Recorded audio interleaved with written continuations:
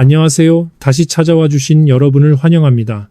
여인형이 대통령이 저럴 줄 몰랐다고 실토한 이 발언, 정말 몰랐던 사람의 말일까요? 방첩사가 49년 만에 해체된다는 뉴스가 오늘 나왔습니다.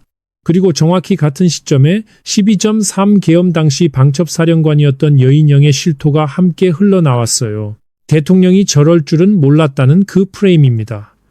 윤 전 대통령의 충암고 후배로 계엄 1년 전에 방첩사령관에 취임했던 인물이 지금은 몰랐다는 말을 하고 있어요. 많은 분들이 이번 발표를 12.3 청산의 마무리로 보고 계실 겁니다. 그런데 사실은 정반대예요. 이건 시작점입니다. 도착점이 아니라 두 가지가 걸립니다. 여인형이 정말 몰랐다면 왜 그 자신이 직접 정치인 체포조를 운영했을까요? 그리고 이 조직이 해체된다는데 왜 오늘부터 벌써 옥상옥 우려가 나오고 있을까요? 오늘은 이걸 세 층으로 뜯어보겠습니다. 표면에서는 뭐가 발표됐는지, 동기에서는 왜 이 조직이 47년을 살아남았는지, 결과에서는 이번 결정이 진짜 청산인지 아니면 또 한 번의 이름 갈아입기인지 하나 미리 짚어드리면요. 이 세 번째 층에서 5개 기능이라는 얘기가 나옵니다. 이걸 놓치면 오늘 발표에 진짜 의미가 잡히지 않아요. 지상파 뉴스에서는 오늘 방첩사 해체를 그냥 조직 개편 기사로 다루고 있죠. 규모 얼마 축소되고 어디로 이관되고 이런 식입니다. 그런데 이렇게 얕은 프레임으로는요. 왜 하필 지금 이 시점에 여인형이 저런 발언을 흘리는지 그 그림이 절대 안 보여요. 이건 단순한 부대 개편이 아닙니다. 47년 동안 반복되어 온 사찰과 쿠데타와 이름 변경, 이 세 개가 맞물려 굴러온 사이클이었어요. 지금 우리 앞에 놓인 진짜 질문은 이번에 그 사이클이 정말 끊기는가입니다. 세 층으로 따라가 봅시다. 표면, 뭐가 결정됐는지, 동기, 왜 이 조직이 47년을 버텼는지, 결과, 오늘 발표가 진짜 청산인지, 권고안부터 짚어보죠. 민관군 합동특별자문위가 국방부 장관에게 제출한 권고안에 따르면 안보수사 기능은 국방부 조사본부로 넘어갑니다. 방첩정보 기능은 국방안보정보원이라는 조직을 새로 만들어서 이관하고요. 그 수장은 민간인이 맡습니다. 보안감사 기능은 중앙보안감사단이라는 이름으로 별도 신설이에요. 그리고 그동안 문제가 컸던 인사첩보, 동향조사, 세평 수집, 이 세 기능은 전면 폐지 공고입니다. 조직 설치 근거도 대통령령이 아니라 법률로 못 박도록 했어요. 국회 정기 보고도 의무화됐고요. 여기까지만 보면 꽤 근본적인 개편입니다. 대통령령을 바꿔서 방첩 기능을 강화했던 윤석열 정부 방식이 앞으로는 정권이 바뀌더라도 함부로 못하도록 법률로 잠그는 거니까요. 이 부분은 자문위가 잘 짚은 겁니다. 그런데 오늘 이 발표와 같이 흘러나온 게 하나 더 있어요. 여인형 전 방첩사령관의 실토, 대통령이 저럴 줄 몰랐다는 그 문장입니다. 잠깐만요. 이거 짚고 가야 됩니다. 여인형이 누굽니까? 12.3 계엄 당시 방첩사령관이었어요. 이재명, 우원식, 한동훈, 그 정치인 체포조를 운영한 부대의 사령관입니다. 그가 계엄 그 시점에 공개적으로 무슨 말을 했느냐. 국권 통수권자께서 내리신 그 명시적이고 공개적인 명령에 따르지 않을 군인은 제가 볼 때는 없습니다. 이 발언을 남긴 사람입니다. 그런데 지금은 몰랐다는 겁니다. 12.3 그날 밤 방첩사가 뭘 했느냐? 이거 잠깐 짚어야 합니다. 야당 대표만 잡으려 한 게 아니에요. 이재명 당시 대표, 우원식 국회의장, 그리고 한동훈 여당 대표까지 체포 대상에 올렸습니다. 여당 대표까지 잡으려 했다는 거예요. 이 명단이 어디서 짜여졌느냐? 방첩사 안에서 나온 겁니다. 사령관은 여인형이었고요. 그 사람이 지금 몰랐다고 하고 있는 거죠. 여기서 하나 정리하고 갈 게 있어요.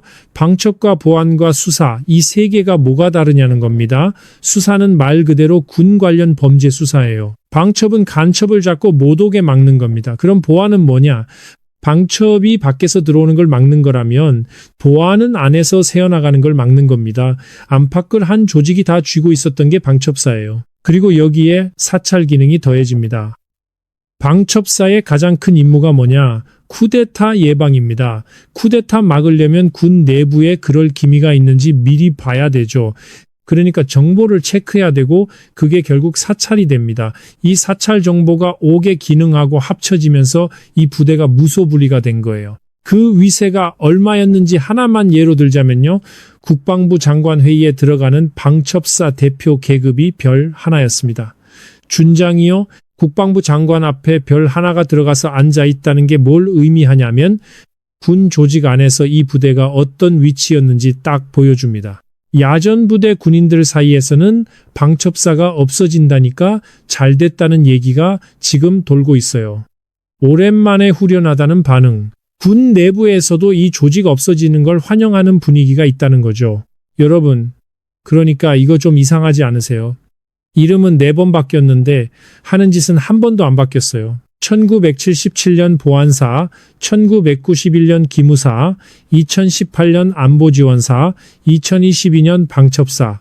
4개 이름, 하나의 흑역사.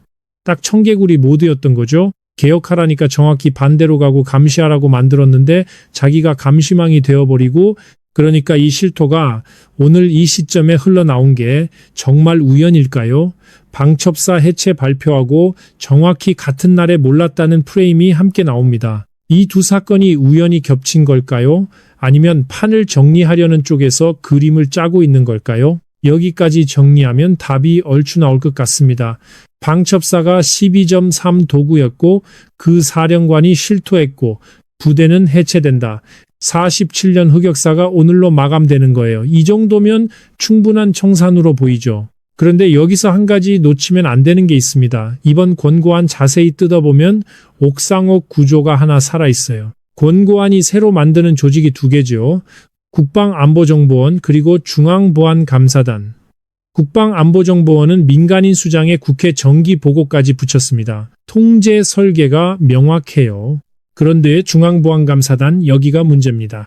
이 감사단에 인사검증 기능이 들어가요. 신원조사 기능도 함께 들어갑니다. 그러면 뭐가 벌어지냐면 사람을 검증한다는 명분으로 결국은 동양파와 세평 수집을 안 할 수가 없어요. 폐지한다고 공고한 그 기능이 다른 조직 안에 이름만 바꿔 들어앉는 그림입니다. 이거 딱 벌거벗은 임금님 그림이에요. 다들 옷 안 입은 거 보이는데 신설 조직 명분을 두고는 아무도 옷 없다고 말을 안 하는 상황. 임태훈 군인권센터장이 오늘 방송에서 그렇게 짚었습니다. 인사복지실하고 감사관실이 이미 국방부 안에 있단 말이에요. 인사검증 기능은 인사복지실에 주면 되고 감사 기능은 감사관실에 주면 됩니다. 그런데 굳이 중앙보안감사단이라는 새 조직을 만들어서 그 권한을 몰아준다는 거예요. 자충수예요, 이거. 문제는 여기서부터입니다. 왜 이 조직이 47년을 살아남았는지 그 구조를 봐야 오늘 발표에 진짜 의미가 잡혀요. 박정희 이야기부터 시작해야 합니다. 박정희는 1961년 5.16으로 정권을 잡았죠. 그런데 여기가 첫 번째 아이러니예요. 그 5.16 당시의 방첩부대는 오히려 박정희를 막던 조직이었습니다. 박정희를 둘러싸고 쿠데타를 기획한 김종필 같은 사람들, 이 사람들이 다 방첩부대에서 잘려나간 인물들이에요. 그러니까 박정희가 정권을 잡고 나서 가장 두려워한 건 자기와 똑같은 방식으로 자기가 잡히는 거였습니다. 그래서 1977년 그 전에 육해공에 따로 있던 보안부대를 하나로 통합해서 국군보안사를 창설해요. 특무부대에서 이어져 오던 조직들을 합친 겁니다. 목적은 명확했습니다. 군 내부 감시, 쿠데타 예방. 2번째 아이러니는 여기서 나옵니다. 그 사령관 자리에 앉힌 게 전두환이었어요. 박정희가 육사 교관 시절부터 아꼈던 인물이죠. 믿을 만한 후배. 실제로 5.16 직후에 육사 생도들이 서울 시내에서 지지 행진을 했잖아요. 그거 조직한 사람이 전두환입니다. 그러니까 박정희 입장에서는 정말 믿음직했겠죠. 그런데 그 전두환이 뭘 했습니까? 박정희 죽고 나서 정보를 독점하고 12.12로 정권을 뒤집습니다. 박정희가 자기 지키려고 만든 조직으로 그 후계자 자리를 뺏은 겁니다. 전두환의 그 도청 메커니즘이 어땠냐. 서울로 들어오는 모든 통신, 정부군이 어떻게 움직일지 그 대응 계획까지 다 전두환에게 실시간으로 들어갔어요. 정부군이 어떤 대응을 준비하면 그걸 미리 알고 손을 씁니다. 이게 보안사령관이었기 때문에 가능했던 거예요. 모든 정보가 자기한테 오는 자리였으니까요. 한마디로 고양이한테 생선 맡긴 격이었어요. 국가 지키라고 정보 준 조직이 그 정보로 국가를 전복했으니까요. 여기까지가 47년 사이클의 첫 컷입니다. 문제는 이 패턴이 반복됐다는 거예요. 1990년 윤석양 이등병이 청명 계획을 폭로합니다. 김대중, 김영삼, 노무현, 문재인. 이 이름들이 다 예비 검속 명단에 있었어요. 어느 지역에서 어떤 경로로 체포할지 지도까지 그려놓은 문건이었죠. 특히 노무현 대통령의 경우 집안 약도부터 시작해서 도망가면 어디로 갈지까지 다 파악해놓은 리스트가 있었습니다. 이걸 이등병이 디스켓에 담아서 들고 나온 겁니다. 한국기독교교회협의회 NCCK 기자회견장에서 이 폭로가 나왔어요. 그 이후에 보안사 안에서 뭐가 벌어졌냐면 병사들의 정보 접근을 아예 차단해버립니다. 이등병이 이걸 갖고 나온 게 트라우마가 된 거죠. 조직은 그대로인데 문만 걸어 잠근 겁니다. 이 폭로 뒤에 1991년 이름이 기무사로 바뀝니다. 그런데 그게 다였어요. 조직은 그대로였습니다. 2017년 조현천 기무사령관 개업 문건이 다시 터집니다. 세월호 유가족 사찰까지 드러났어요. 문재인 정부가 안보 지원사로 이름을 바꾸고 인력을 30% 축소합니다. 그런데 5개 핵심 기능은 그대로 남겨뒀어요. 이유가 뭐냐? 쿠데타 막는 기능은 살려둬야 한다는 논리였습니다. 여러분 이거 웃을 일이 아닙니다. 쿠데타 막으라고 만든 조직이 2번이나 쿠데타에 앞장섰는데 그래도 그 기능은 살려두자. 이 논리 안에서 방첩사는 계속 살았습니다. 그리고 윤석열 정부가 들어오면서 판을 뒤집어요. 안보지원사에서 방첩사령부로 이름을 바꾸고 대공 방첩 수사 인력과 예산을 확 늘립니다. 사이버 관련 기능까지 다 포함시켜서 오히려 확대 재편했어요. 문재인 정부가 30% 줄여놓은 걸 다시 부풀린 겁니다. 참고로 하나 짚고 갈 게 있어요. 12.3 불법 계엄에는 두 축이 있었습니다. 하나는 김용현, 노상원, 문상호로 이어지는 정보 라인이고 다른 하나가 오늘 얘기하고 있는 여인영의 방첩사 라인이에요. 정치인 체포조 운영을 실제 담당한 게 이 방첩사 라인입니다. 그러니까 오늘 해체되는 이 조직이 계엄 실행의 실무 축이었던 거예요. 취재기자들 얘기에 따르면요. 조현천 문건이 2018년에 공개됐을 때 실제 실행에 굉장히 가깝게 준비돼 있었다고 합니다. 수도방위사령부, 수도권 부대들의 실제 동원 정황까지 확인이 됐었어요. 그런데 그때 조현천이 미국으로 넘어가면서 검찰이 어떻게 처리했냐면요. 미국에 있다는 이유로 위촉 이관을 넘겨버립니다. 사실상 손을 놓은 거예요. 그림만 그려본 거다. 실행은 아니었다. 이렇게 정리된 거죠. 그리고 넘어갑니다. 그런데 조현천은 지금 한국에 들어와 있어요. 그때 제대로 단죄가 됐더라면 여인영 방첩사가 그 문건을 교본으로 삼아서 12.3을 실행에 옮길 수 있었을까요? 취재기자들은 여인영 방첩사가 조현천 문건보다 오히려 더 치밀하게 준비했다고 얘기합니다. 첫 번째 실패가 교본이 돼서 두 번째 시도는 더 정교해진 겁니다. 이게 정말 몰랐다는 사람들의 말입니까? 47년 동안 4번 이름 갈아입으면서 2번 쿠데타 시도에 앞장서면서 그런데 매번 이번엔 정말 몰랐다는 대사가 나옵니다. 몇 번째 듣는 문장인지 세시는 분들 있으실 거예요. 이건 양치기 소년보다 더한 얘기입니다. 마을 사람들이 소년을 세는 게 아니라 소년이 마을을 세면서 앞장서던 그림이에요. 정리해 봅시다. 쿠데타 막으라고 만든 조직이 2번 다 쿠데타에 앞장섰습니다. 이건 실패가 아니라 설계였던 거예요. 이 한 문장이 47년입니다. 박정희가 두려워서 만든 그 두려움의 논리가 47년 동안 이 조직의 진짜 임무였습니다. 국가를 지키는 게 아니라 후계자를 감시하는 것, 그 후계자가 자기가 될 때까지 서울의 봄 데자뷰라는 말을 많이들 하시죠. 그런데 정확히 짚으면 데자뷰가 아니에요. 서울의 봄에서 우리가 봤던 그 조직이 이름만 바꿔가면서 47년을 그대로 살아있었기 때문에 결국 똑같은 장면이 다시 촬영된 겁니다. 데자뷰는 기억의 반복이에요. 이건 시스템의 반복입니다. 여러분이 뭔가 이상하다고 오랫동안 느껴오셨던 그 감각 있잖아요. 매번 개혁했다고 하는데도 뭔가 그대로인 것 같은 그 방첩사 이름이 바뀔 때마다 뉴스에서는 개혁이라는 단어가 나오는데 정작 뭐가 달라졌는지는 잘 안 잡히는 그 느낌. 그게 정확했던 겁니다. 개혁이 아니라 이름 갈아입기였어요. 그러면 왜 이 조직이 그렇게 무소불위였는지 그 구조를 하나만 짚고 가야 합니다. 5개 기능이었어요. 인사검증, 신원조사, 세평 수집, 동양파, 그리고 하나 더 군사법원법상 사법경찰권입니다. 이 5번째가 핵심이에요. 방첩사 요원이 사법경찰관 신분을 갖습니다. 그러면 일반 군인의 개인 비리까지 수사할 수 있어요. 이러니 군인들이 방첩사에 저항을 못하는 거죠. 계엄 그 시점에 이 부대가 정치인 체포조로 움직일 수 있었던 게 방첩 기능 때문이 아닙니다. 이 5개 기능이 한 조직 안에 뭉쳐 있었기 때문이에요. 하나만 없었어도 그때 그 동원은 훨씬 어려웠을 겁니다. 그런데 오늘 발표된 권고안에서요, 인사검증하고 신원조사가 중앙보안감사단에 그대로 넘어갑니다. 사법경찰권 부분은 별도 언급이 명확하지가 않고요. 그리고 하나 더 걸리는 게 있어요. 재취업 문제입니다. 임태훈 센터장이 오늘 방송에서 이 부분도 짚었어요. 이 사람들이 군복만 벗고 군무원으로 재취업할 가능성이 높다는 겁니다.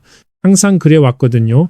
문재인 정부 때 안보지원사로 개편할 당시에는 사복 못 입게 하면서 개편했는데 이번엔 반대로 군복 벗고 사복 입고 다시 들어올 가능성이 있다는 거예요. 그래서 이 사람들이 재취업 못하도록 법률로 막는 조항이 반드시 필요합니다.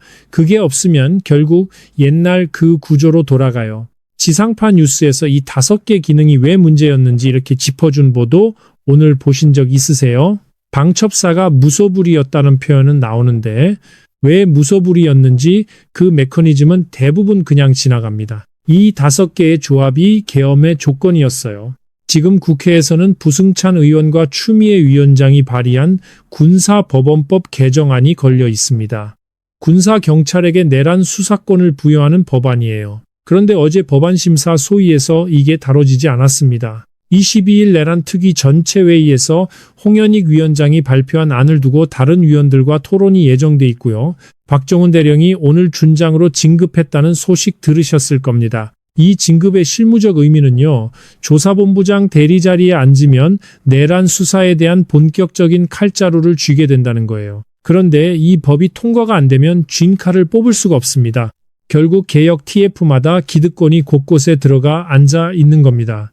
국방부 방첩사 개혁 TF에도 총리실 산하 검찰 개혁 TF에도 이 저항 구조가 로비 형태로 계속 굴러가고 있다는 지적이 오늘 방송에서도 나왔어요. 국민의 뜻에 반하는 방향으로 이미 일정 부분 포섭된 부분도 있다는 얘기까지 나왔습니다.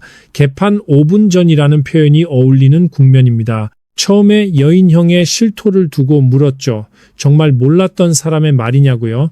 여기까지 오시면 그 답이 좀 다르게 보이실 겁니다. 그는 몰라서 저지른 게 아니었어요. 시스템이 정확히 자기 설계대로 작동하고 있었기 때문에 그는 그 안에서 자기에게 맡겨진 역할을 한 겁니다. 47년 흑역사가 있는 조직에 앉아서 47년 동안 굴러온 그 논리를 그대로 이어받은 거예요. 그러니까 지금 몰랐다는 그 말도 저 조직의 오랜 문법 안에 들어가는 문장입니다. 처음 나오는 대사가 아니에요. 오늘 하나 대비되는 소식이 나왔습니다. 박정훈 대령이 준장 진급했다고요? 해병대 군사경찰 병과장이 조사본부장 원스타를 다는 건 이번이 최초예요. 육군 군사경찰실장이 조사본부장 오면서 원스타 달고 투스타까지 단 사례들은 있지만 해병대에서는 이번이 처음입니다. 그만큼 이 자리에서 이 계급까지 올라가는 게 쉽지 않다는 뜻이에요. 박정훈이 뭘 했느냐? 최상병 사건에서 상부의 부당한 지시에 따르지 않았어요. 조사 결과를 바꾸라는 지시, 이걸 거부한 겁니다. 그 대가로 항명 혐의로 재판까지 갔던 사람이에요. 부당한 지시는 따르지 않는다. 그 원칙 하나를 지킨 대가로 오랫동안 압박을 받아왔던 사람입니다. 그리고 이 저항 이후에 온갖 비리들이 하나씩 드러나기 시작했다는 지적이 오늘 방송에서도 나왔어요. 부당한 지시에 저항한 그 원칙 하나가 결과적으로 큰 시스템의 균열을 만들어낸 겁니다. 방첩사가 47년 흑역사로 쌓아 올린 그 시스템의 반대편에서요. 방첩사가 이름만 바꿔가며 47년을 살아남는 동안 이런 사람들은 오히려 밀려나 있었습니다. 그런데 오늘 여인영에 몰랐다는 실토가 나온 바로 그 날에 박정훈 준장 진급 발표가 같이 나왔어요. 이 두 소식이 같은 날 나온 게 우연일까요? 그래서 남는 질문은 이겁니다. 지금 이 순간에도 방첩사가 5번째 이름을 준비하고 있지는 않을까요? 1977년 보안사, 1991년 기무사, 2018년 안보지원사, 2022년 방첩사, 그리고 2025년 폐지. 그런데 폐지가 아니라 국방안보정보원과 중앙보안감사단으로 갈라졌다가 20년 뒤에 이 두 조직이 어떤 이름으로 다시 뭉치지 않는다는 보장이 지금 어디에 있습니까? 박정희의 두려움이 47년을 살아남았어요.